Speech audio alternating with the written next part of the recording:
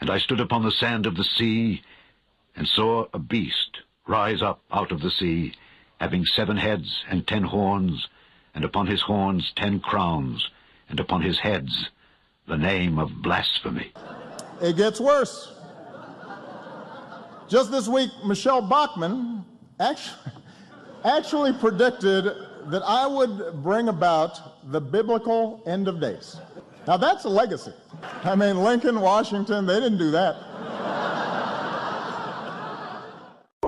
Jesus Christ would not vote for Barack Obama. Jesus Christ would not vote for Barack Obama. Christ would not vote for Barack Obama because Barack Obama has behaved in a way that is inconceivable for Christ to have behaved. Jesus Christ would not vote for Barack Obama. He supports a lifestyle that the Bible calls an abomination.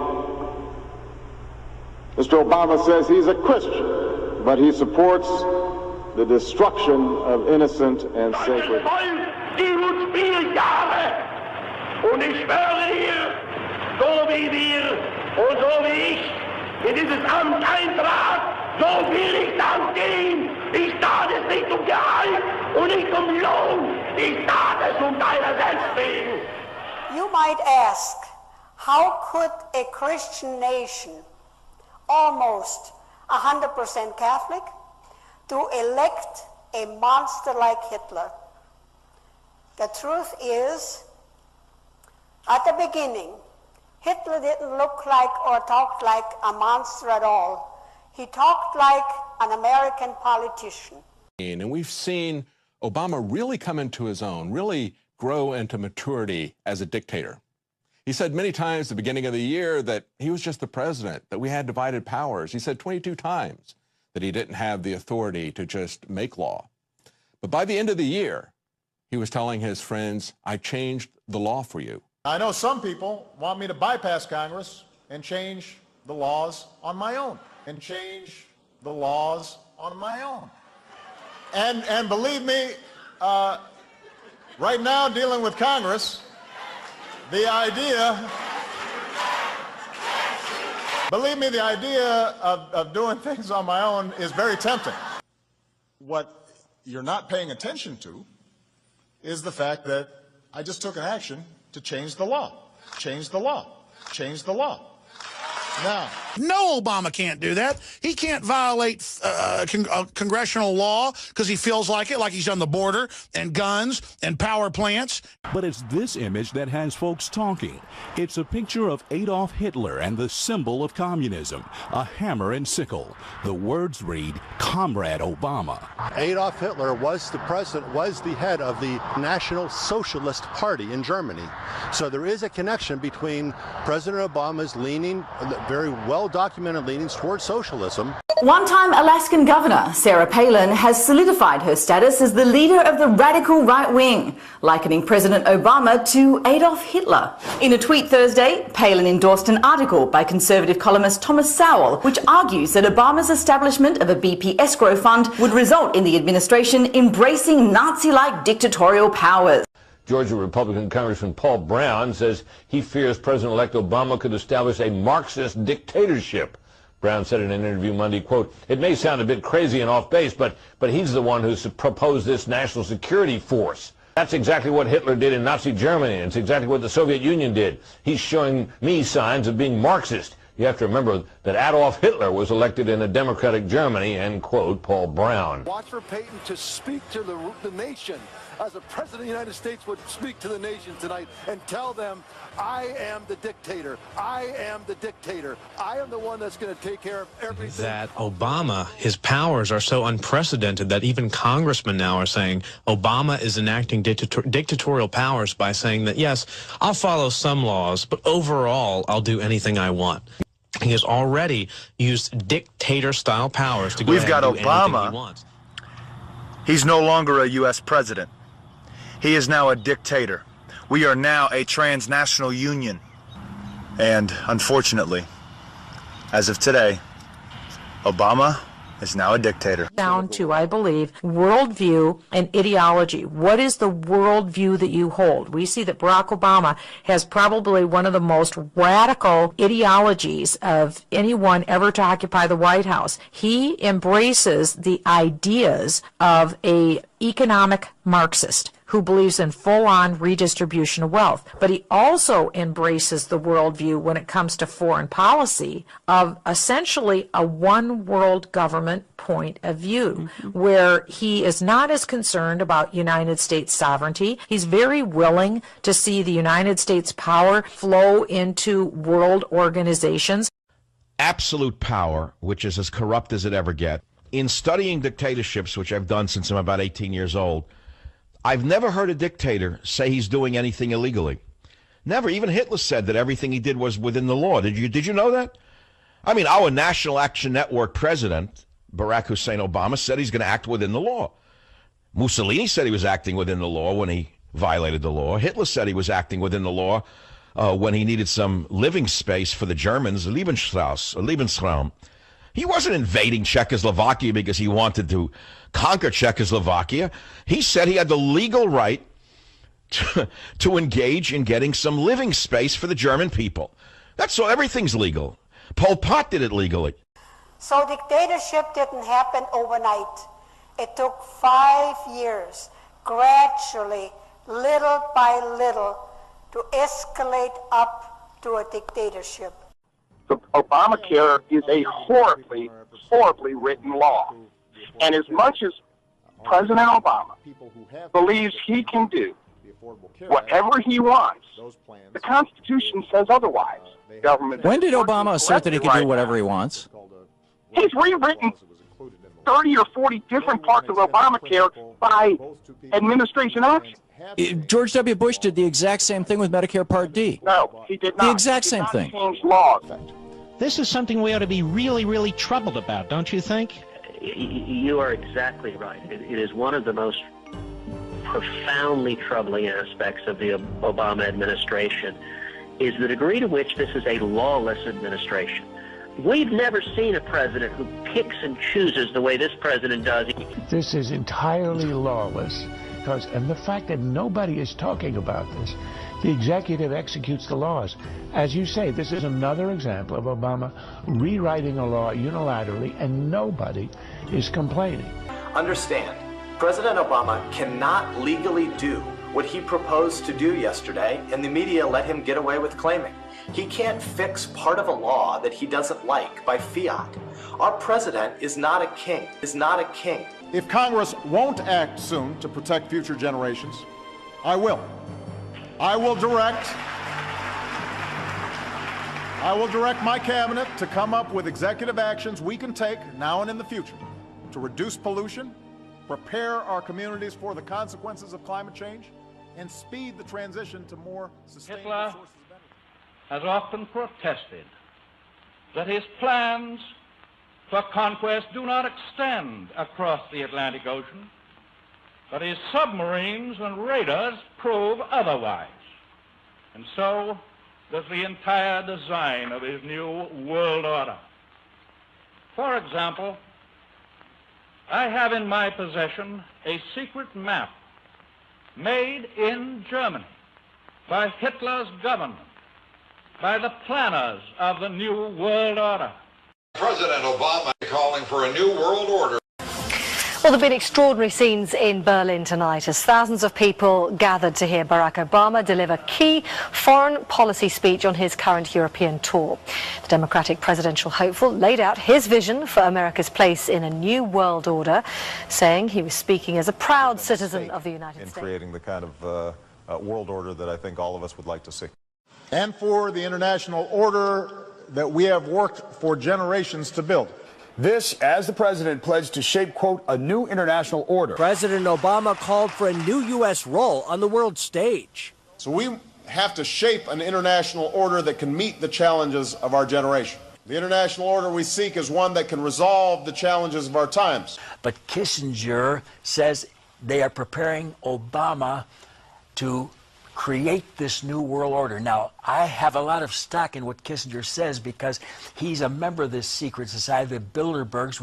Here is Blair and Brown, the Prime Minister of England, saying we want Obama to go and have a part in the peace process. And you see, he comes in peaceably, Daniel 11:21, enters in peaceably, Daniel 11:24. Hitler was nominated for the Nobel Peace Prize in 1939. He was nominated by Brandt, a member of the Swedish Parliament. The man was a dedicated anti-fascist, and he made the nomination on the job, and he's now a Nobel laureate. In a ceremony at Oslo City Hall, President Barack Obama joined the exalted company of Nelson Mandela and Mother Teresa. He was cited for re-engaging America in global diplomacy. Yet his Peace Prize came days after he ordered thousands more troops to war in Afghanistan.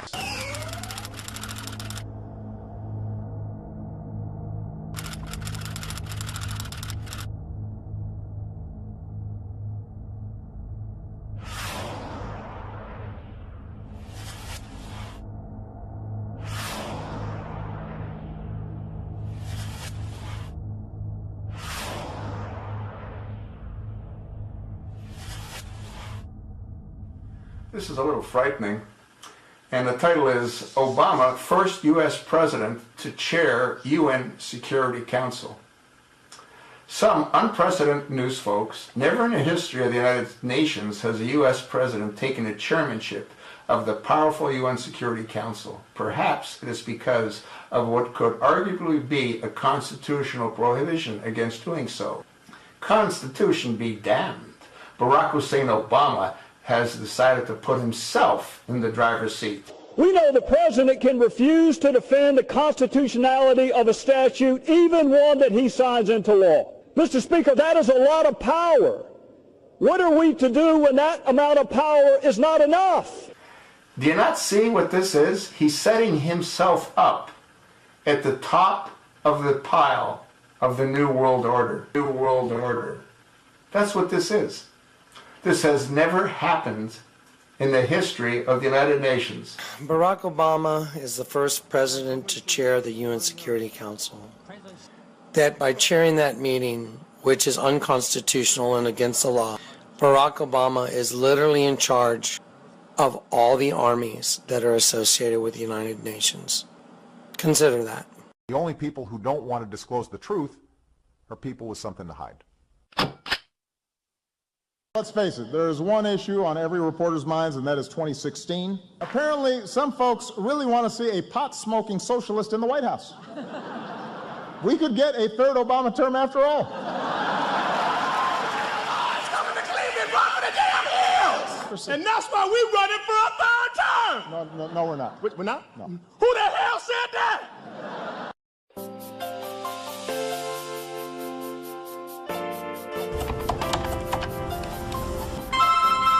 Hello? Hey, this is Barack.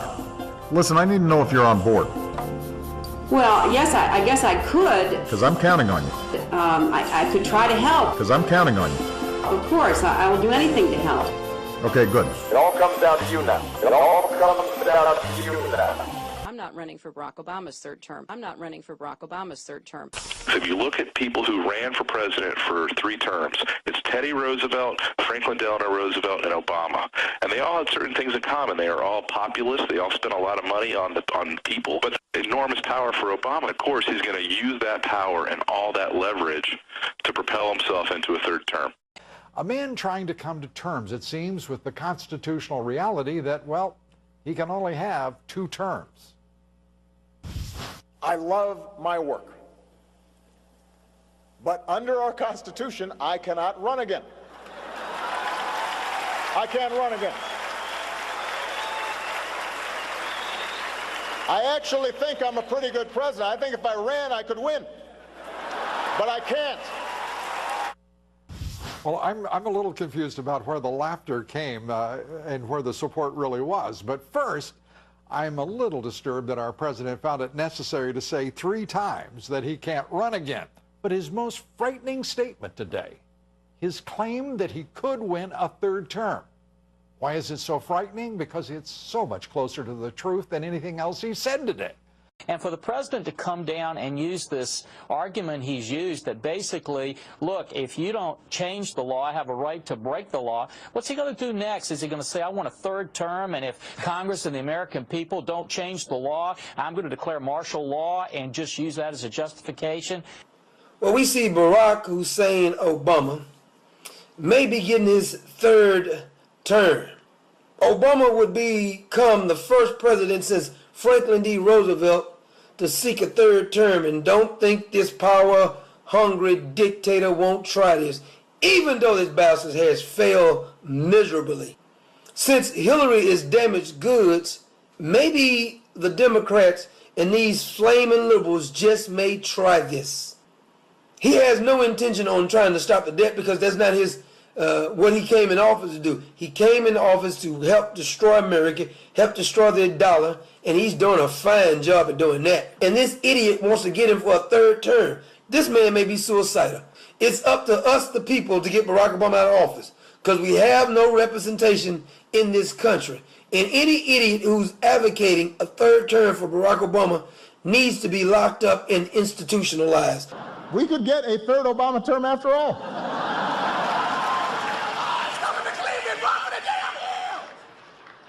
You think I'm joking?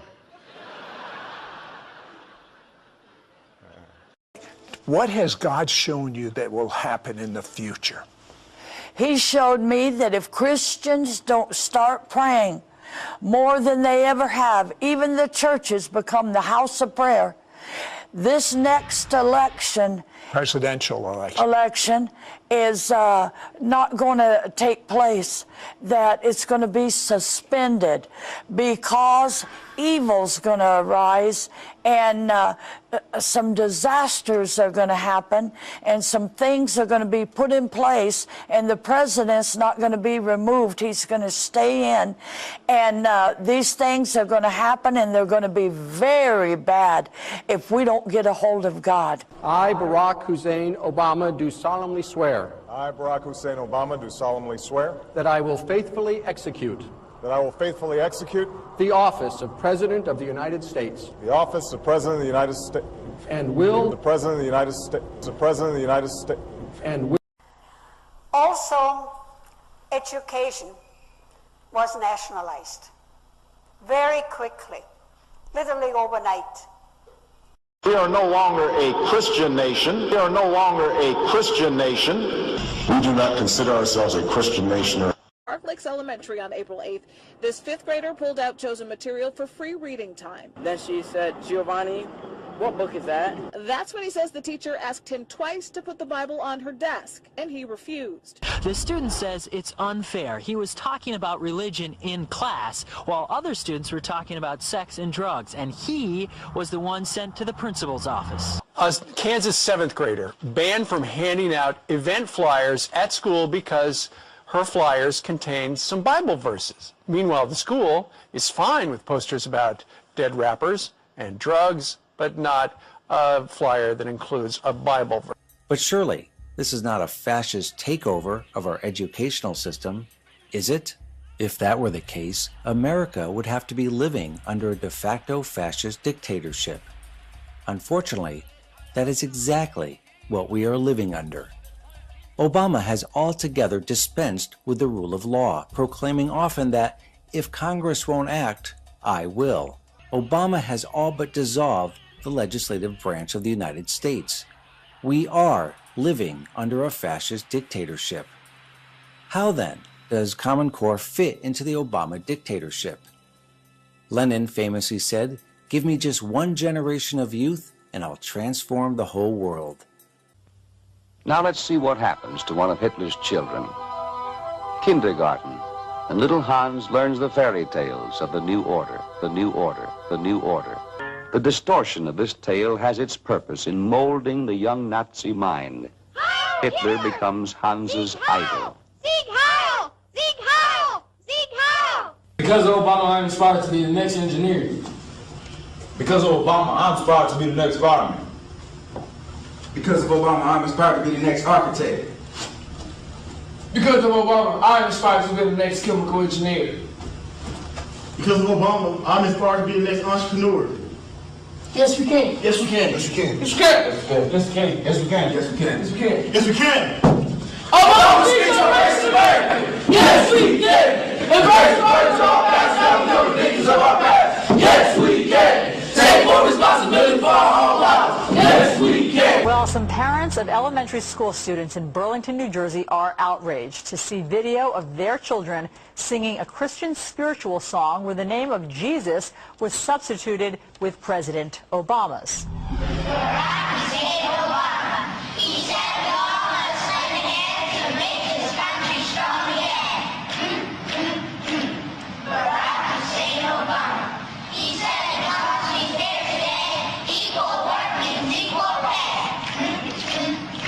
There's definitely a controversy here on both sides. Some parents are saying that it was absolutely inappropriate to substitute the words of that spiritual song with Barack Hussein Obama.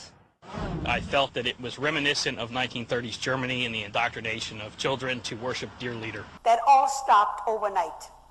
I walked into my classroom March 13, 1938. The crucifix was gone, and there was Hitler's picture with the Nazi flag on each side, and our teacher said, today we don't pray anymore. We sing Deutschland, Deutschland über alles, the national anthem, and she said we don't have religious education anymore either.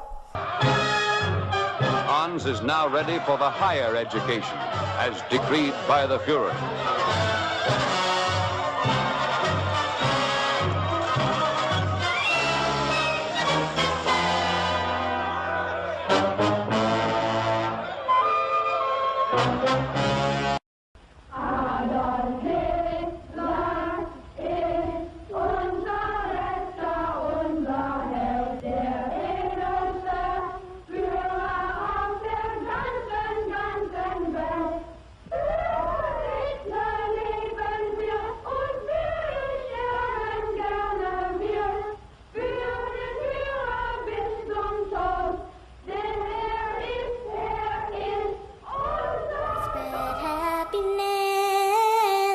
We're gonna spread freedom. Obama's gonna change it. Obama's gonna lead 'em.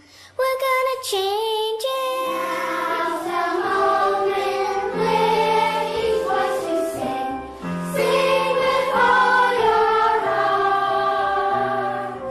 For our children, for our families. Nations all join as one. Yes, we can. Yes, we can. Yes, we can. Yes, we can. With each other. With each other. With each other. Yes, we can. Yes, we can. And rearrange it. We're gonna change the world. This is exactly what the Hitler Youth were engaged in under the Nazi regime. Still thinking we're not living under a de facto fascist dictatorship? Think again. He also nationalized our healthcare system. We had, before Hitler, an excellent healthcare system. Privately insured, we had good doctors, we had good hospitals, we had a lot of good research. That all stopped. Well, angry town halls are taking an ugly turn with references to so-called Nazi policies and pictures portraying President Obama as Adolf Hitler. Suzanne, have you noticed all the talk about Hitler and healthcare reform lately? Every so often, someone compares the reform plans to Hitler's extermination policies or brands President Obama or his political allies as Nazis. Why do you continue to support a Nazi policy, as Obama has expressly supported this policy? Why are you supporting it? President's broken healthcare promise becomes labeled the lie of the year. The winner for what they call the lie of the year. First of all, if you've got health insurance, you like your doctor, you like your plan, you can keep your doctor, you can keep your plan. Nobody is talking about taking that away from you. If you like your health care plan, you'll be able to keep your health care plan. Period. If you like your health care plan, you can keep that too. If you like your current insurance, you keep that insurance. Period. Period. Period. End of story. Was he intentionally misleading, or was there some argument that he was grossly mistaken? Could Hitler's horrible deeds that he did be ready to be repeated? Could that be? Could it be? I have had 3 Jewish women in their late 80s, all that were Holocaust survivors. One was 5 years old when she personally met Hitler. He came out of the truck, out of his security vehicle, walked up to her, put his hand on her and said, "What a beautiful blonde-haired, blue-eyed Aryan girl." And she was Jewish. She accepted the Lord. And these 3 women said to me on 3 different occasions, now this has happened, Sid, the past 3 years. It's 1933 all over again, and America can't see it. The Nazi Party took over the banking system. They took over all regulations. They regulated what you could eat. They regulated the type of table you had to have in a restaurant. They took over the healthcare system. Germany had great healthcare until Hitler socialized it. And they went through 15 things, and I can't go through all of those, of course, but they went through, these are women who survived the Holocaust. They went through 15 things that, Sid, it would blow your mind. All 15 are happening right now in the United States. We also had gun registration. Oh, the Austrian people they all had guns. But the government said the guns are very dangerous.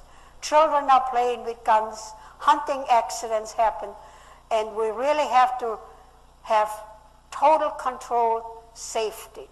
And we had criminals again. And the only way that we can trace the criminal was by the serial number of the gun. So we dutifully went to the police station and we registered our guns. Not long after, they said, no, it didn't help. The only way that we don't have accidents and crimes, you bring the guns to the police station, and then we don't have any crimes anymore and any accidents. And if you don't do that, capital punishment. Titled UN Gun Grab Follows State Department Plan. This is going to get scary. The UN Arms Trade Treaty that has been identified by observers as a flagrant threat to the Second Amendment, in which Barack Obama is determined to sign, has its roots in a 1961, you hear that, 1961 State Department memorandum, which explains how the United Nations will oversee complete disarmament of all the people under the ruse of preventing war. Are you hearing me? That's what they're talking about. They're going to take your guns under the ruse of preventing war. This is a president playing God. This is what the UN and Bilderberg and all this is about, is the new royalty saying they have diplomatic immunity, they are above the law. No, you are not above the law. Look what's going on while no one's paying attention. Now, years ago, we spoke about the gun control hidden in Obamacare. Guess what?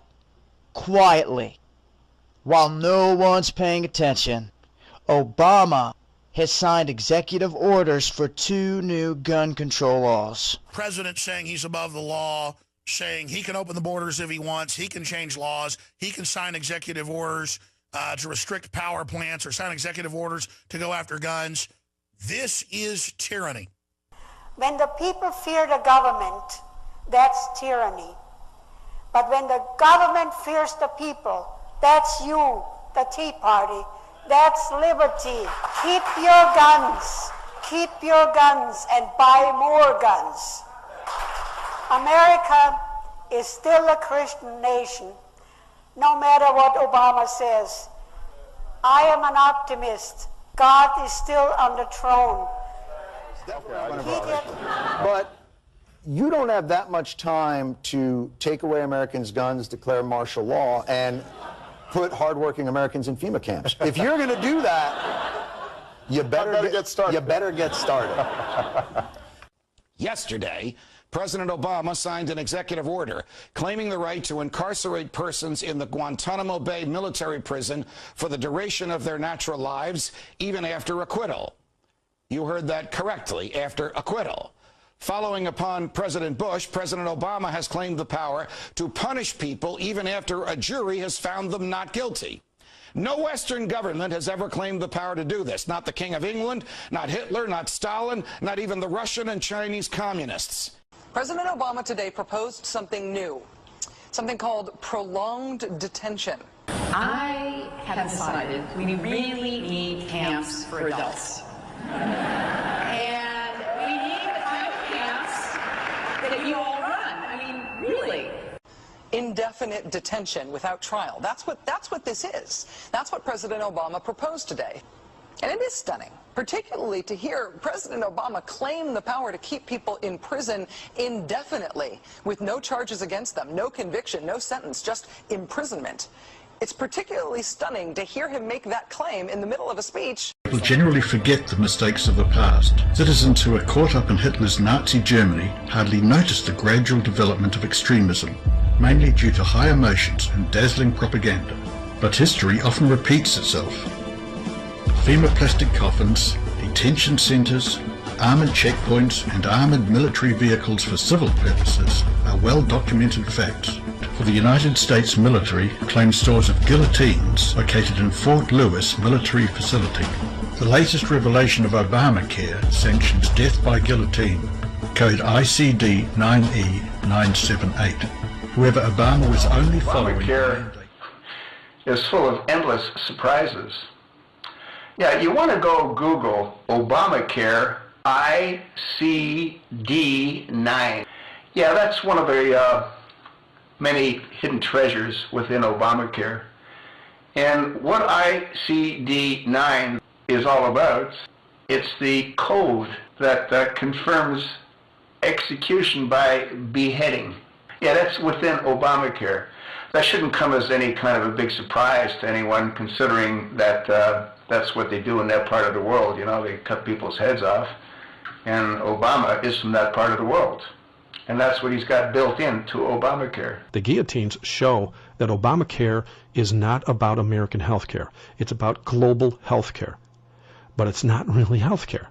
They've got to have some kind of a political structure so as to be able to kill anybody they want to in any nation on earth. They got to get every person on the planet involved, and health care is the best idea that they came up with, because everybody's going to need health care sooner or later. So the guillotines are in there, and we know that the guillotines is implemented by the World Health Organization, which is international office of the United Nations. So this proves doubly that Obamacare has nothing to do about American health care. It has to do about global health care. They call it a residential center, but it looks a hell of a lot more like a prison to me. Double fences, floodlights, barbed wire to keep people from getting out, and at the main entrance, railroad tracks, just like Nazi Germany. It's hundreds of thousands, plastic coffins. So each one of those is a separate coffin stacked on top. There's probably, what, 20 to 25 per stack. And how many stacks? Literally hundreds of them. And you can fit 4 dead bodies per plastic coffin. It's basically a giant body bag.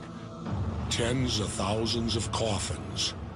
Officially, they're plastic grave liners. The bodies would pile up, the military would pile in, and the concentration camp gates would open. So you're telling me there isn't one FEMA camp of these in the United States right now? There are not. Why is it in that bill? What is exactly in the bill? And It talks about building FEMA camps, doesn't it? That particular bill that we're talking about? What's the bill number? 6 FEMA camps to be built within the United States. How can a bill state that there'll be 6 FEMA camps built in the United States, and then I'm being told there are none? I think those are locations for if there's a disaster like in Katrina. I think that's what it is. It's not any kind of a concentration camp or anything to round up citizens. Well, we have films of children playing on the swings and the slides and stuff, and this one technically falls under Homeland Security. Well, I don't know. You know, I haven't been there, and I don't know who the children are, and the children are probably very happy. Where have we heard that before? It's the answer spoken by young and old, rich and poor, rich and poor, rich and poor. And he caused all, both small and great, rich and poor, free and bond, to receive a mark in their right hand or in their foreheads. But a lot of people don't know that there is the availability now is to have everybody do away with everybody's health care, put you on government health care, and put a chip. It's called a health care chip with all your information in your right hand, because all the scanners will be right-handed scanners. And so people need to wake up. See, we're sleeping. We're sleeping. And I don't know that America has to go that way. 2009 in the month of May, and the gentleman said, I've got to tell you this, Perry, this just happened to me, this freaked me out. I just flew on a plane with a man who is on the board of the American Medical Association. Do you know what he told me? He said, we got in a conversation, the man's not a Christian. He said that the Obama administration was going to force health care in because they have a chip that's going to be put in the right hand or the forehead of everybody taking the health care system. The mark of the beast. So many people talk about this being biblical, prophetic, and many people realize that it will probably come in the form of an RFID chip. And I want to show you what it states in this bill. And this is what they've already passed, guys. This is what they've already passed underneath of our noses while no one's paying attention. They have passed the mark of the beast legally. All they have to do is get it in you. This has been hidden in this healthcare, Obamacare bill this whole time. And they have passed all of these smaller bills along the way while no one has been paying attention. This is an urgent warning for everyone out there. Everyone out there that believes that this mark and this tracking system is coming, whether you believe it's biblical or not. It's in my belief, whether you believe in religion or not, it should not stop you from believing the fact that this government wants to tag you and track you. And it's the truth, and it's real, and it's right here in front of you. This is all the evidence you will ever need to know that it's already implemented. All we are waiting for about the is an Antichrist. event. This is the most famous chapter in the whole Bible, Revelation 13, about the Antichrist. Now in verse 16 to 18 is talking about the mark of the beast. I'm talking about the tattoo. I'm talking about the radio frequency identification tag device of the Obamacare bill. Yes, people are asking me all over the world. They're saying, Daryl, is the mark of the beast, is the Antichrist tracking device inside the Obamacare bill? And I say, yes. Did you hear me? Yes. Obama is the Antichrist. The Obamacare bill is the mark of the beast health care bill. Obama has been chosen to be the dictator over the world, to reign over a one world government, and a one world currency. So this health care Obamacare bill is the foundation to ruling the world. Hitler had health care for everybody. Oh, and how did that work out for everybody? Now look at this. And he, Revelation 13:16, Obama causes all, whether you like it or not, makes all people, both small and great, rich and poor, free and bond. This is all people on the planet. This is Obama's Obamacare to spread to the planet. This is what he's planning, and this is what's in the bill now. The Obamacare bill, where it states that you and every American and eventually the whole world will be microchipped, will be tracked by some sort of implantable radio frequency device, whether it's a microchip or whether it's an ink. This is the Obamacare bill. Obama has now fulfilled the scriptures in Revelation 13, verses 16 through 18 and other scriptures, where he has now, as the Antichrist, passed a bill. It's to microchip and to cause everybody that takes the mark of the beast to be damned eternally. The Bible says if you take the mark of the beast, you will be worshiping Obama and the devil, the fallen angel Lucifer, and you will be foreverly and eternally damned to hell. Don't take the mark. You're better off to get your head chopped off. What? Head chopped off? Did you know that the guillotines are now ready and prepared around the world in America? Military bases on the FEMA camps, they have guillotines waiting for those who refuse the mark of the beast. FEMA camps coffins, FEMA camp guillotines, and you'll go see all the black coffins ready for the people that refuse the mark of the beast, and the guillotines are ready to chop your head off. Yes, it's already in place. The FEMA camps, the concentration camps, over 600 of them are just here in America, but also around the world. And he's going to, the Bible says, cause every person to get the mark of the beast, to track you, to make you worship him, to have control over you. Now, I'm warning you, if you take the mark of the beast, if you take this implanted device, whether it's the computer skin, whether it's the RFID ink, or whether it's the implanted chip, and you join this system, it's the worship of Obama, it's the worship of the Antichrist system, it's the worship of the fallen angel Lucifer. You will be forever damned to the lake of fire where Obama and the false prophet are going when Jesus returns and throws them in. In this clip, Messiah worship and the Hitler and Obama movements are compared. Self-worship is an occult doctrine and is an aspect of what has historically been called Luciferianism. Hitler actually imposed a doctrine called positive Christianity on the evangelical churches of the Third Reich, which taught that the Aryan race is God and worship of Hitler as the Messiah. BDM girls idolized Hitler. For many Germans, Hitler had become a superhuman figure. On newscasts in almost every country. Welcome to the new world. Barack Obama has, as one German newspaper put it, resurrected the American dream. Jesus Christ. Jesus Christ? Barack Obama. Oh. Barack Obama. Why just go ahead and worship him? And I think this was the idea behind a new sculpture of Obama as Jesus. Conservative columnist David Brooks compares Obama to a messiah.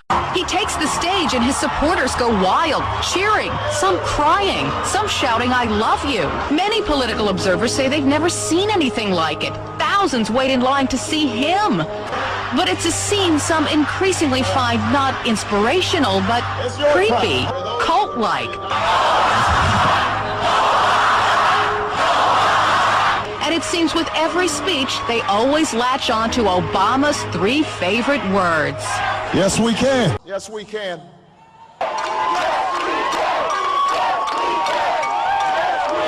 Yes, we can. Yes, we can. Yes, we can. Yes, you say. Yes, you say. Yes, you say. Yes, you say. Yes, you say. Yes, you say. Yes, you say. Yes, we can. The justice and equality. Yes, we can. Yes, we can. Yes, we can. Yes, we can. If you say. If you say. If you say. If you say. If you say. Exactly like God. For me, he was just like God. He was represented in those days as God, well, akin to God. And that's how we saw him. She would approach the children. She would say to each one, "Are you the one? Are you the one? Is he the one?" Actress Gwyneth Paltrow. She told the president she was, quote, "one of your biggest fans, if not your biggest. You're so handsome, I can't speak properly. It would be wonderful if we were able to give this man all of the power that he needs to pass the things that he needs to pass." Barack Obama, thank you for doing everything and all the kind stuff. Thank you for all the stuff that you helped us with. Thank you for taking the courage and responsibility for everything you have done for us. And God has gave you a special power. Why then has the health of my poor people not been restored? Here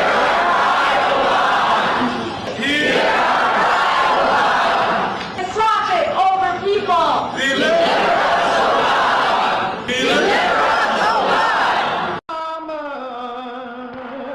Say, Barack.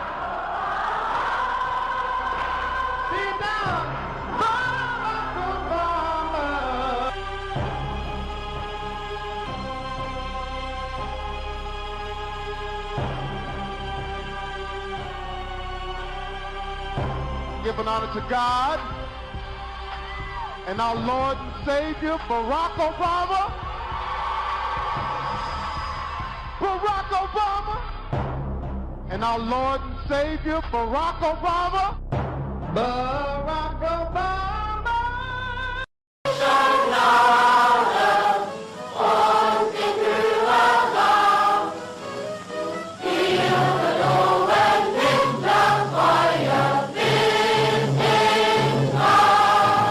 Es war ein Idol, es war ein halber Gott für uns. He was our idol. He was a demigod. Nowadays, I know it was madness. He's the president and he's on fire. Hotter than a fantasy, lonely like a highway. He's living in a world and it's on fire. Filled with catastrophe, but he knows he can fly away.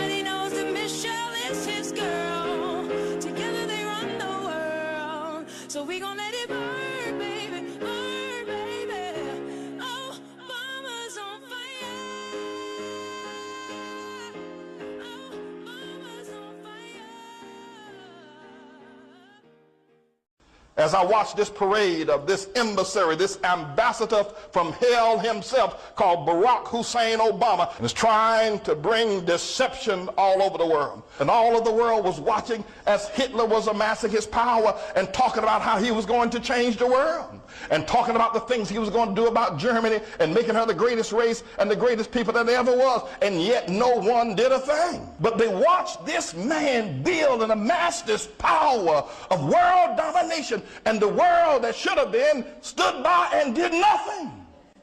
And yet he spoke. And when Hitler stood, the people would come. And you can see, if you go back and look at some of the old newsreels of Hitler's speeches, you'll see the people were standing there in awe. Heil Hitler, they would say. You could see the look on their faces as if they were in some sort of trance. And this man spoke with eloquence. This man spoke with power. This man spoke with determination. And every German fell down at his feet and worshiped him. His idea and design was to take charge of the world. Now I know you see where I'm going with this. And I know you see what's happening. All Barack Hussein Obama needs is a mustache. That's all he needs, and an outstretched right arm. And we are repeating history all over again.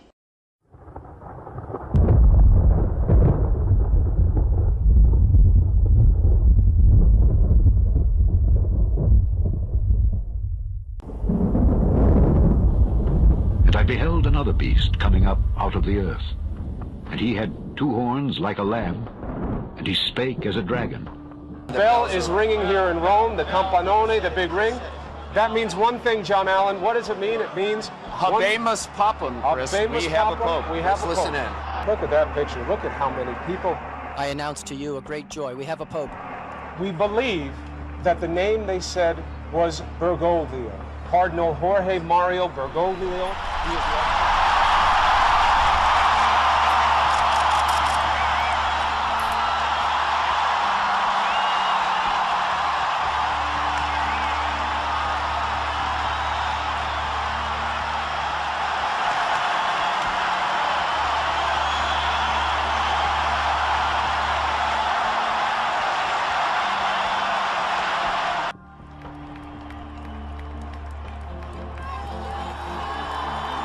Pope Francis is Time Magazine's Person of the Year. He was the first pope from the New World. The New World. Time magazine have named Pope Francis as their Person of the Year. The publication has credited him with changing the first Jesuit pope, the first pope from the New World, the New World. In one interview, he made it clear he didn't want the church to be, in his words, obsessed with small-minded rules that have led to so-called culture wars over abortion, gay marriage, and contraception. Pope Francis is having a pretty good year, wouldn't you say? First, he was named Time Magazine's Person of the Year. Well, now The Advocate, the country's largest gay and lesbian publication, has named the pontiff its Person of the Year, signaling what could be a shift between the gay community and the Catholic faith. Suzanne Kennedy here now with more on that. Suzanne? Well, Leon and Allison, a decade ago, you probably wouldn't have seen this happen, but today's Pope is very different than his predecessors. After being named Time Magazine's Man of the Year, the country's oldest gay rights magazine, The Advocate, is now following suit. On a flight last year from Brazil to Rome, the Pope offered a glimpse into his viewpoints on homosexuality, saying, "If someone is gay and seeks the Lord with goodwill, who am I to judge?" The Advocate article says the Pope offers LGBT Catholics who remain in the church more reason to hope that change is coming. That change is coming. I think it's a great thing. As a Catholic and as a gay man, it's perfect. Our journey is not complete until our gay brothers and sisters are treated like anyone else under the law. For if we are truly created equal, then surely the love we commit to one another must be equal as well. Now appears Pope Francis is open to the theories of evolution and the Big Bang. He told a Vatican audience that neither idea conflicts with the idea of creation. He also said, quote, "God is not a magician with a magic wand." In a direct contradiction of the beliefs of creationists, Francis said that when we read about creation in Genesis, the first book of the Bible, we run the risk of imagining God was a magician with a magic wand able to do everything. But that is not so. The Big Bang does not contradict the creative intervention of God, the Pope said. On the contrary, it requires it. He said we need to recognize that the Big Bang and evolution are real things. Good news for all you atheists out there. Jesus is still going to redeem you. During his homily at Wednesday Mass, Pope Francis emphasized the importance of doing good as a... He thinks that even if you're an atheist, you might get into heaven. And obviously Pope Francis is using it to say, hey, listen, don't worry so much about, is he one of us? Is he a Catholic? Are they following the right dogma? If they do good works, they can get into heaven even if they're not a Catholic. Pope Francis is now saying you don't have to be a believer, you don't have to believe in God in order to get to heaven. And they are saying allegedly that he's reaching out to atheists and agnostics.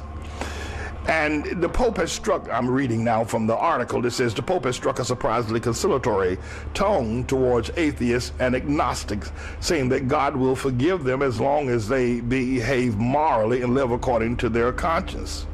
What a blasphemous statement. That is blasphemy, Pope Francis. What, based on the prophecies out of the Vatican that were hidden for all these generations, are they anticipating with the final Pope? Well, the idea among both Catholics and Protestant scholars is that he will be the final Pope. He is the one who is going to be residing over the Vatican as it enters into the Great Tribulation period, and there's also the belief among even some of the Catholic mystics that he might be a false Pope, an anti-Pope, somebody who helps give rise to the Antichrist. I want to share with you guys here statements that show 100% that Pope Francis is not a holy man whatsoever. And what he states should leave every one of you out there that ever thought he was a holy man knowing better. He is saying that a personal relationship with Jesus is dangerous, and that you cannot seek Jesus alone, that you have to do it through mediation with the church. He goes on to state that you cannot do it. There's no such thing as a do-it-yourself Christian or a free agent. Can you believe it? This man's saying this. This man is anti-Christ, against the Christ. He is all about the satanic synagogue that they have created, full of pedophiles and whatnot. This is proof when this man speaks this blasphemy. He encouraged people to see Jesus as a man who still prays for us. The Pope explained that through his wounds, e prega. Ma Gesù è uno spirito. Gesù non è uno spirito. Tell me, he didn't just say that. Gesù è una persona, è un uomo. Una persona, è un uomo. Con Did Pope Francis perform a miracle in Naples? Well, some claim it's more like a half miracle. On Saturday, March 21st, the pontiff was in Naples, and an unusual thing happened. When the Pope kissed a sealed glass ampule of St. Gennaro's blood, it reportedly liquefied. Cardinal Crescenzo Sepe, the Archbishop of Naples, said, quote, "It is the sign that St. Gennaro loves Pope Francis. Half of the blood turned to liquid." So the new pope, he's definitely a rock star. He's been on the cover of the Rolling Stone. It's Pope Francis I'm talking about here.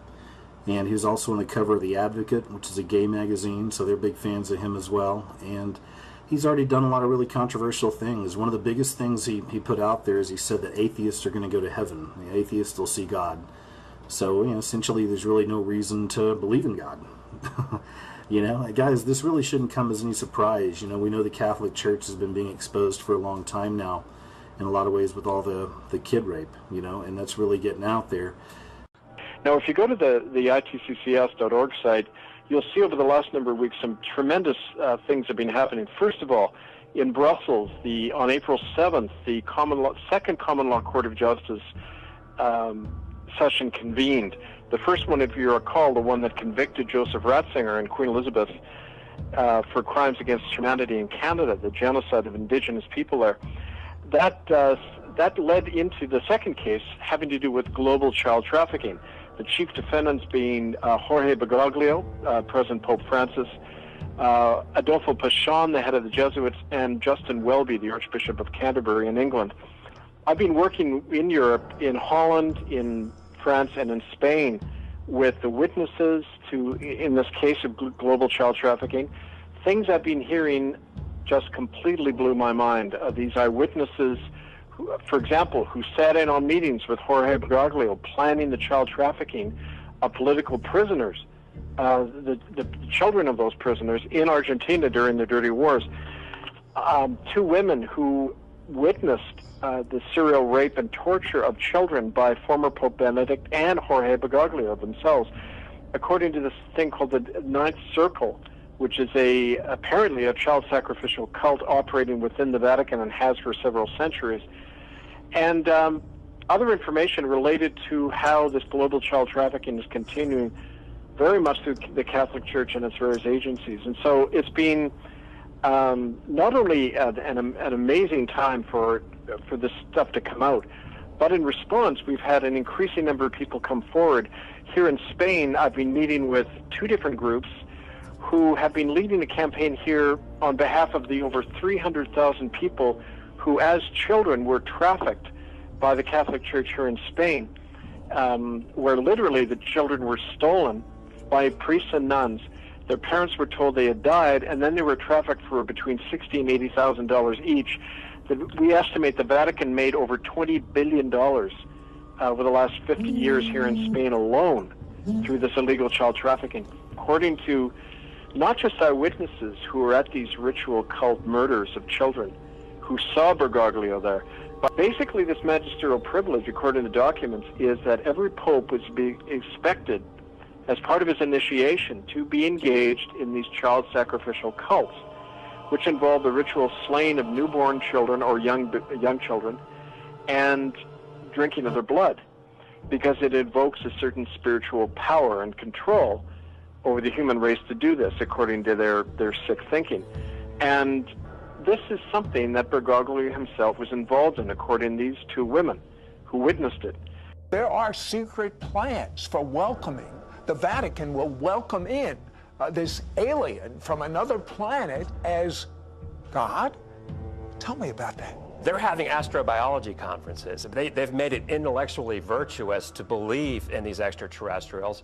Their writings come out of their theologians have pretty much made the argument that if you don't believe in extraterrestrials, then that is actually the heresy. Theologians have written that they think that these entities will be evangelizing us, that they think the chances are that they're not fallen and we are, so that we would have to modify our beliefs according to their revelation. Hundreds of articles from the Vatican astronomers talking about baptizing extraterrestrials. All these things the Bible says is black and white. They've got to be watered down for there to be a one-world religion, for people to welcome in an Antichrist. There's an observatory complex that consists of 3 very high-powered telescopes. One is the Vatican Advanced Technology Telescope. There's a radio telescope, and then there's one called the Large Binocular Telescope. This is the most powerful telescope in the world. In fact, they told us they can get better images of space than the Hubble Space Telescope can. Now, attached to this telescope is an infrared camera named Lucifer. Now, what this instrument's used for is astrobiology, for looking for exoplanets, looking for other worlds. And the infrared spectrum is also very useful for seeing things that can't be seen with the naked eye. And many UFO researchers have noted that you can see a lot of ships and entities that you normally can't see. We also got access to top astronomers that work in Rome, including an astronomer by the name of Guy Cosmologos. He's one of the top astronomers for the Vatican. What was the major thing you got from your interview with him? He says, without apology, that very soon the nations of the world are going to look to the aliens for their salvation. The aliens for their salvation. Pope Francis on Thursday urged the downtrodden to change the world economic order. Denouncing a new colonialism by agencies that impose austerity programs and calling for the poor to have the sacred rights of labor, lodging, and land. The Pope's New World Order. Francis calls for the goods of the earth to be shared by everyone, not exploited by the rich at the expense of the poor. For a new economic and ecological world order where the goods of the earth are shared by everyone, not just exploited by the rich. And again, it sounds really good, the rich and the poor are trying to equal it all out, but what he's talking about specifically is a new system. This is the Antichrist system that will rule the earth. This is what he's talking about. He's specifically mentioning the rich and the poor in this. And the prophecy tells us that the rich and the poor will be included in a one world economic system in Revelation 13, 16, and 17 regarding the mark of the beast. And he causeth all, speaking about the second beast, which is the false prophet. It says, and he causeth all, both small and great, rich and poor, free and bond, to receive a mark in their right hand or in their foreheads. But this new pope activating and saying we need global government for, you know, the carbon taxes. I mean, I don't know what they got on him or what's going on, but that's got to be decried. People are really showing which side they're on right now. This is the big move. And I mean, there's the headline: Pope Francis calls for new system of global government to tackle climate change. That's not an Infowars.com headline. That's in Time Magazine, Newsweek, the BBC. Times we're seeing that the world political leader and the world religious leader are leading the world into a unification through the climate change agenda. And this is exactly what the prophecy says, that the Antichrist and the false prophet will be working together. We see that in Revelation chapter 19, verse 20. It says Pope Francis boosts Obama, Clinton, Kerry, and Gore on climate change. June 18, 2015. The papal encyclical released today offers powerful validation and support to the lifetime body of work to protect the environment and combat the dangers of global warming from leading Democrats such as President Barack Obama. Undoubtedly, they broke with all of Catholic history when they put a Jesuit in 2 years ago. That's against canon law. You can't have the Jesuits, who are the police of the Catholic Church, ever becoming a pope, because they would use it as a coup d'etat. Just like Caesar couldn't bring his troops into Rome because obviously he would make himself a dictator. It's very simple. It's why we have posse comitatus. So these are facts you can't deny. That A, he's a Jesuit, the new pope, the answer a world government to it, with the new Pope now calling for a one world religion to bring everyone together. I mean, either the Bible's coming true, Revelations and Daniel and all the rest of it, and Ezekiel, and what Christ said, or they're using it as a playbook to set up a planetary tyranny. 3 global regions, 10 sub-regions, the 10 kings. This is over the top. And this new Pope is the most naked manipulator I've ever seen. He makes Obama look tame with his deception. People are ready to wake up right now, so spread the word that the good news is this evil has never succeeded before, and it will fall this time, and that this Pope, for all intents and purposes, fits the bill of the false prophet of Revelations. To you, but if this ain't disturbing, I don't know what is. This is supposed to be Jesus, and I use the word supposed to be. And these people sit around this thing like an idol. And this is a close-up picture of Jesus right here. It's supposed to be Jesus. And I went and looked at it closer. And I don't know about y'all, but this looks like a reptilian head.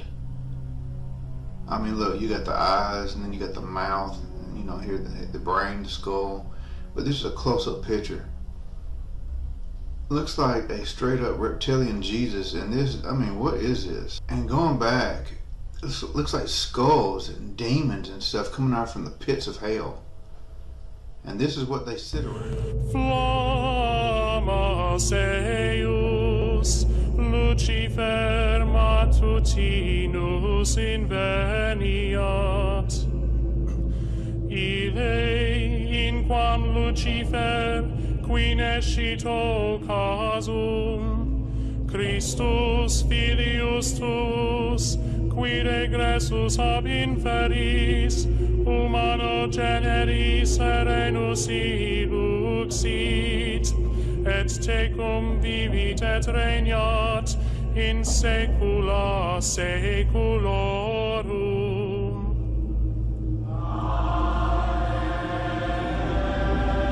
Nature unfolded in a surprising way at the Vatican Sunday. Just after Pope Francis spoke in St. Peter's Square, children released 2 white doves as a symbol of peace. The peace didn't last long. A black crow and a seagull went after the doves in front of the crowd. The birds managed to escape after only losing a few feathers. That is so unusual. It is. It's very unusual. Probably, maybe from the beginning, there has never been a greater enemy to Israel than Barack Obama. It's incredible the way he treats them, the way he's speaking to them. I think he treats our known enemies much better. How are you supporting this man? He's the worst thing that has ever happened to Israel. Now, what's going to happen is, the way it's going, Iran will have a nuclear weapon. As soon as that happens, and it's very close, as soon as that happens, it's a whole new ballgame. Presidential candidate Mike Huckabee is standing by his controversial comments, effectively equating Barack Obama to Adolf Hitler. Quote, marching Israelis to the door of the oven with the Iran nuclear deal with Iran. He's so naive, he would trust the Iranians, and he would take the Israelis and basically march them to the door of the oven. That under the Obama nuclear deal, over $100 billion will flow to Iran. Iran is the world's leading state sponsor of terrorism, so much of that money will end up in the hands of Hamas and Hezbollah and the Houthis and other radical Islamic terrorists. And if this deal goes through, the Obama administration will become quite literally the world's leading financier of radical Islamic terrorism.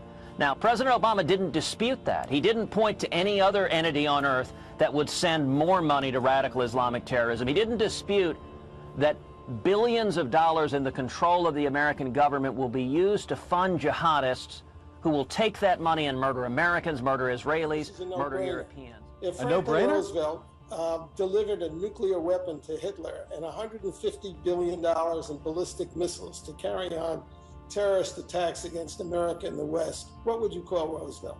Well, that's not what's happening. This Obama, you have to say this man is a Jew hater.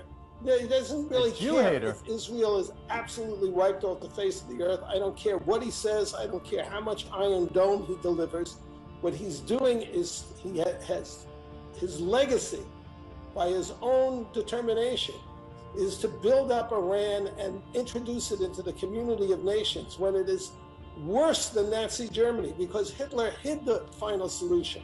He didn't shout it from the Wait a minute. Are you Obama of being akin to Adolf Hitler? You know, he's a family member with whatever it is. David, are you accusing Obama of being akin to Adolf Hitler? Everything he does is against what Christians stand for, and he's against the Jews in Israel. You mentioned your Christian faith. Yesterday you took off after the Republicans for suggesting you have Muslim connections. Just a few minutes ago, Rick Davis, John McCain's campaign manager, said they've never done that. This is a false and cynical attempt to play victim. You know what? I mean, these guys love to throw a rock and hide their hand. Let's not play games. What I was suggesting, you're absolutely right that John McCain has not talked about my Muslim faith, and you're absolutely right that that has not come my Christian faith. Obama has gone completely onto the other side. He's now supporting Al-Qaeda. He's supporting the Muslim Brotherhood. He's supporting the Shiites in Iran, even though they're developing nuclear weapons that they could potentially use against Israel. We're no longer fighting radical Islamic terrorism. We're funding it and arming it. We, in a sense, created ISIS. That Obama has supported the Muslim Brotherhood, which is going back to World War II, and the Muslim Brotherhood not sided with Hitler. They've been a radical Islamic destabilizing force determined to destroy Israel and then to destroy the United States. President Obama making a shocking comparison at the National Prayer Breakfast, equating Muslim extremism to Christianity. When you talk about propaganda, the only thing propaganda does right now is help recruit for ISIS and strengthen the enemy. Let me ask you this. Not only did the president not protect Christians and in fact really go after them, attacking them by invoking the name of Christ yesterday, some would say, but he continued on the path of not calling the enemy what it is, not saying radical Islam. Don't you believe that in not saying that, he's actually protecting radical Islam by not calling it out? Was moving too slowly, but the fall of Ramadi has galvanized the Iraqi government. So with the additional steps I ordered last month, we're speeding up training of ISIL forces, including volunteers from Sunni tribes in Anbar province. You can't force the people of Israel who've just elected me by a wide margin to bring them peace and security, to secure the state of Israel, to accept terms that would endanger the very survival of the state of Israel. I don't think that's the direction of American policy. Meanwhile, there's back and forth with the White House and the State Department saying there may be a change in U.S. policy when it comes to the two-state solution, pushing the UN to pressure Israel to do that. Here's exactly what Prime Minister Netanyahu said before the election the other day about this topic. This is through a translator. Anyone who is going to establish a Palestinian state, anyone who is going to evacuate territories today is simply giving a base for attacks to radical Islam against Israel. How can you make a peace agreement, a two-state solution, hand over control of the West Bank to a government that includes Hamas, which is not only dedicated to the destruction of Israel, but rules a territory called Gaza, from which it has twice initiated terror wars because it simply will not accept Israel's existence. The Vatican recognizes Palestine as a state, which Israel isn't happy about. Last month, the Vatican finalized a treaty to bump its diplomatic recognition of the Palestinian Liberation Organization to the state of Palestine. On June 26, the Vatican and Palestine officially signed the treaty into effect. The Vatican has officially recognized the state of Palestine in a new treaty. The treaty, which was finalized Wednesday but still has to be signed, makes clear that the Holy See has switched its diplomatic relations from the Palestinian Liberation Organization to the State of Palestine. Pope Francis has met Palestinian President Mahmoud Abbas and called him an angel of peace. The meeting at the Vatican came days after it announced a treaty that makes formal its recognition of the state of Palestine. Breaking news. Israel National News is reporting an article today about a decision by the United States Supreme Court that is agreeing with President Barack Obama about Jerusalem not being part of Israel, that they're internationalizing Jerusalem. Jerusalem is not going to be part of Israel. I'll just reiterate what I've said previously. I continue to believe that a two-state solution is absolutely vital. The long-term security of Israel as a democratic and Jewish. The two-state solution, which is actually mentioned in the book of Daniel, chapter 11, verse 39, where it talks about the dividing of the land for gain. And this is what we see that Barack Hussein Obama is pushing for with the international community in order to get the two-state solution finalized, as Obama is the mediator mediating the Antichrist Treaty. We see here out of IsraelNationalNews.com, Obama expects Israel to work towards two-state solution on that pressure to get the two-state solution finalized. And that's what Obama's role is in this, is the Antichrist, which is the first beast of the book of Revelation. We see that it's not just the United Nations, not just Obama, not just the EU pushing on this.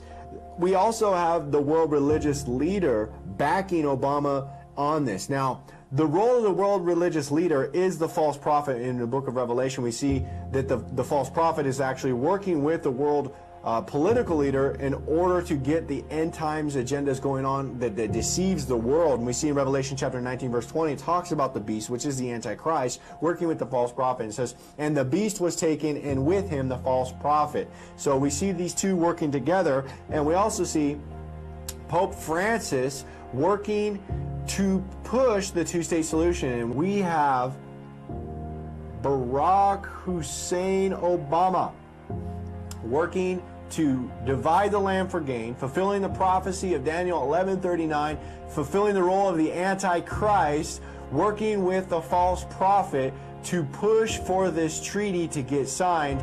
Look, it looks like Pope Francis and President Obama are in cahoots together to destroy the nation of Israel, to divide it anyway. That the Vatican, ever since Pope Francis has taken over, last year, he started this big push for a one world religion. He invited mega pastors, Protestants, Catholic cardinals, Muslim imams, Jewish rabbis, sheiks, geeks, Buddhist priests, Hindu gurus, and Maoists and Taoists and everybody else. I mean, and he brought them all to the Vatican last June to pray together to their gods. It's idolatry. He is working on a one world religion. He's working on a one world currency. And now he wants to recognize Palestine as a nation. I can hear in the spirit Jerusalem's cry. And he has taken an opposite view of Israel, unlike any other president that we have ever had since 1948. His view is anti-Israel. We've never seen that before. So that now, in effect, declared war on Israel from the United States. The reason why, Jan, you and I are talking about this is because we take as true what the Bible says in Genesis about Israel and about nations' response to Israel. We recognize that we have been singularly blessed in the United States because of the way that the United States has blessed Israel over and over from 1948 until recent times. We also know that this isn't a one-sided view in the Bible. The Bible talks about blessing. It also talks about cursing. And we recognize that God is true and his ways are altogether just. If we actually turn our back on Israel, as we are seeing Barack Obama do today, if that happens, then I think we will see a scale and a level of pushback in the United States, negative consequences. I don't know what they are, but I believe that the Bible is true, and I believe that what the Bible says is that our nation and the people of our nation will reap a whirlwind, and we could see economic disasters, natural disasters. The United States does not want to be in that position, and unfortunately, the people put into office Barack Obama, not only once, but twice, and the people have to rise up against his actions and demand that their leaders take steps accordingly.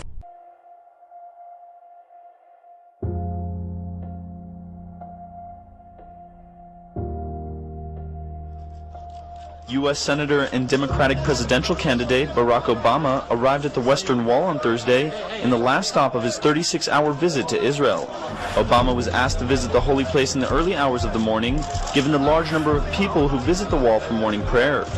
Obama read a chapter from the Book of Psalms with the Western Wall rabbi and placed a note in the wall stones. During his visit to the holiest site in Judaism, the U.S. presidential candidate told onlookers that America loves Israel and the Jewish people and will continue to look out for Israel's security needs. On a whirlwind three-day trip to the Holy Land. Earlier today, he prayed at Jerusalem's Western Wall, the holiest place where Jews can pray. He bowed his head as he touched the wall and left a note inside an envelope in one of the cracks between the stones. Minutes after, the rabbi recited a psalm that described Jerusalem as a holy city blessed by God. Pope Francis got closer to the wall and prayed in silence.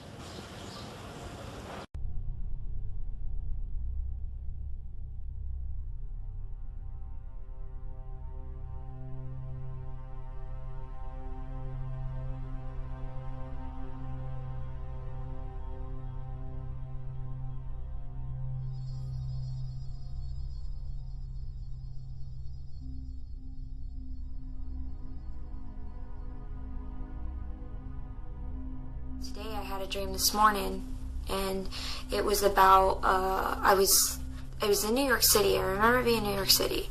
I was on the Empire State Building, on the pointy thing that is up on the Empire State Building, and I was climbing down it. And I got down, and I started seeing all these military people. They're bowing down to this person. They were just praising this person, basically. All these military people were really intrigued by this person, and they were all in their stance like how it was in Hitler's day, where everybody was praising Hitler, and that's how it was in where I was in my dream. And I was like going through the crowds of all these people. It's like I didn't affect them when I was crawling through them, like getting by them to get closer to see what they were all like worshiping. And so finally I get to this big giant stone chair. It was huge giant chair. I literally felt tiny compared to this giant chair, and it was just made of stone, like this rock. And I saw under the chair, there was some reason I looked under the chair, and when I did, I saw something to do with the Pope and Obama. And then after I looked down under the chair and I looked back up, all of a sudden I saw this giant man, and it was Obama.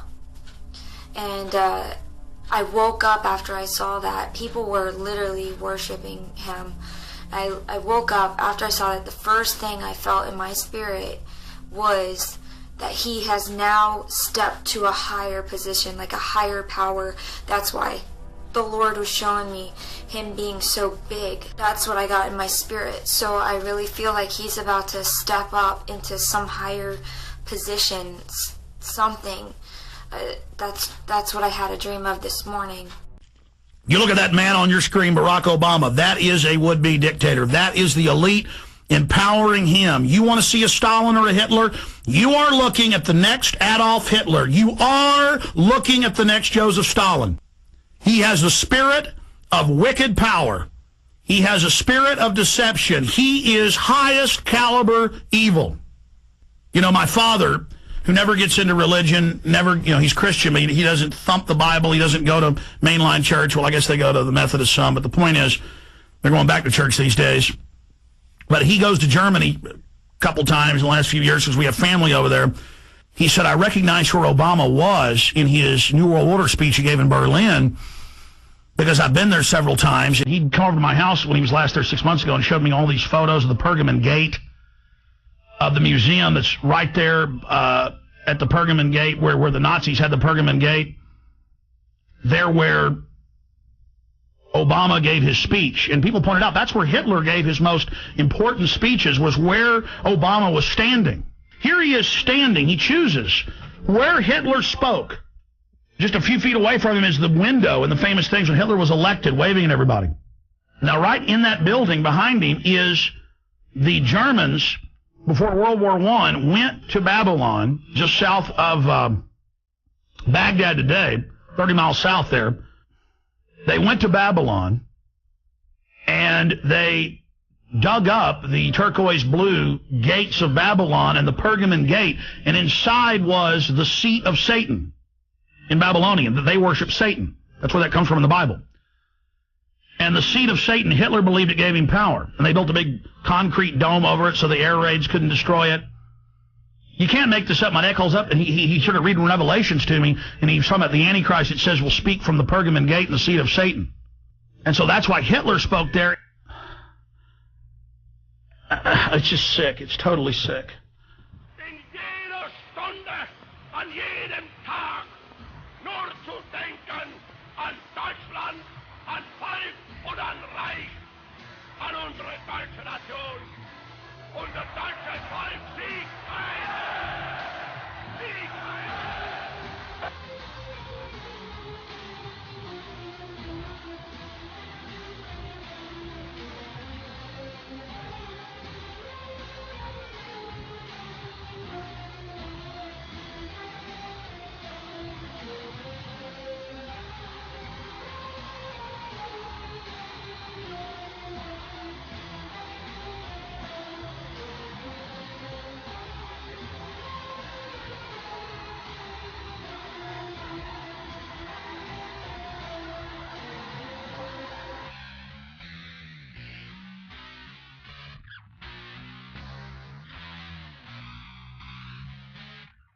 We all decided to turn in. The bunks were narrow, but the sheets were cool and inviting, and I stayed up late listening to the trembling rhythm of the train and the even breaths of my brothers, and thinking about the stories of our grandfather. It had all started with him, Alma had said. That sounded right somehow. If I could just piece together his story, I thought, then perhaps everything else might fall into place. I finally fell asleep and dreamed I was walking along a village road. Children dressed only in strings of beads played in front of the round huts, and several old men waved to me as I passed.